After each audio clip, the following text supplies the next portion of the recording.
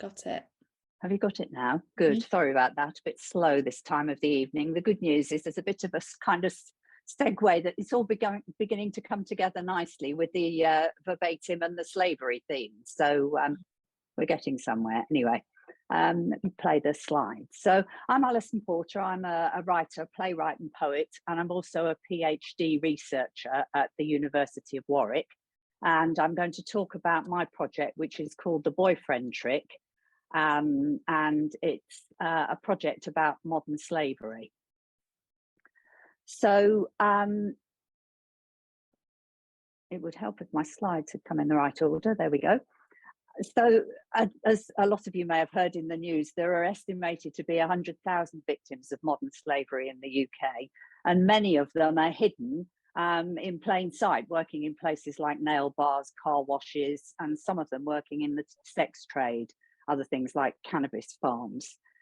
And The Boyfriend Trick takes the true story of a survivor from Albania and uses the verbatim method, so taking the people's spoken words and turning them into 3 pieces of creative work.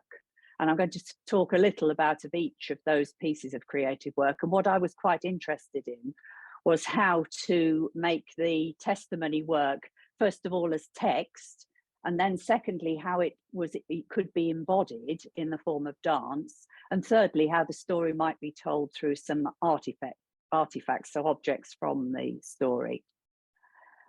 And the purpose of the work really was to see how the arts and the charities might be able to work together to actually advocate for victims and to improve public awareness. The way that I gathered the testimony was by working with 3 charities that I'll talk about a little bit more in a moment, by working with the National Crime Agency, and also by going on a visit to Albania. Sorry, my slides keep slipping around.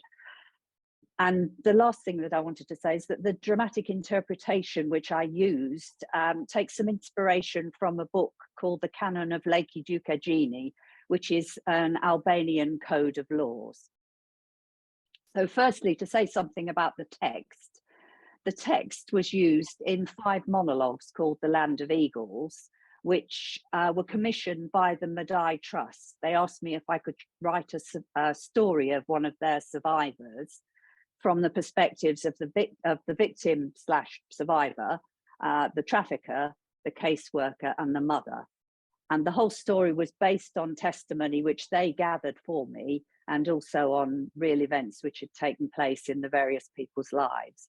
And this was broadcast as a podcast alongside some contextual interviews from people from the National Crime Agency, from the charities, and from caseworkers, from people in Albania who work with trafficked women. And they all spoke about the reality of modern slavery. And then we played a monologue with each podcast.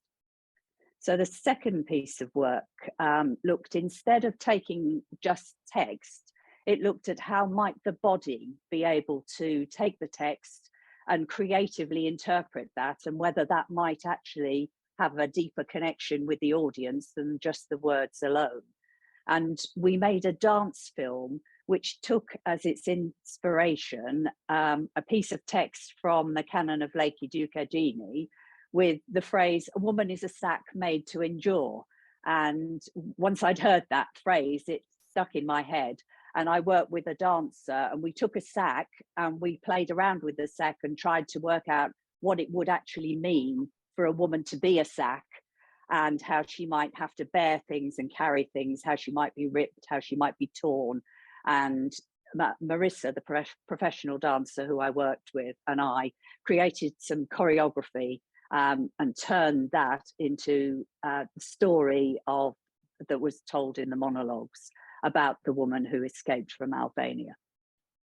Then the third way of displaying the material was in an installation, and the installation brings together both the film, the dance film about the trafficking story, the monologues, which can be listened to by the audience on their headphones. That's what they're kind of wandering around doing, listening to various things. And then we also introduced objects. So the thing at the top is a list of bookings for a brothel. There's a purse with Albanian money in it and a note to the victim's mother. There's some domestic touches, cooking recipes from Albania. So we tried to create the atmosphere of the whole story with the idea that we could somehow kind of counteract some of the negative press that there's been about the whole Albanian context and the Albanian world, and that there are real people in this world with real problems, and that not everybody who comes from Albania is a gangster. So I think that's really all I wanted to say about it, except that the installation is actually on at Warwick on the 23rd of March. And if anybody happens to be local and was in the area and was interested in coming along to see it, then you'd be very welcome. And that's all I have to say on it. Thanks for listening.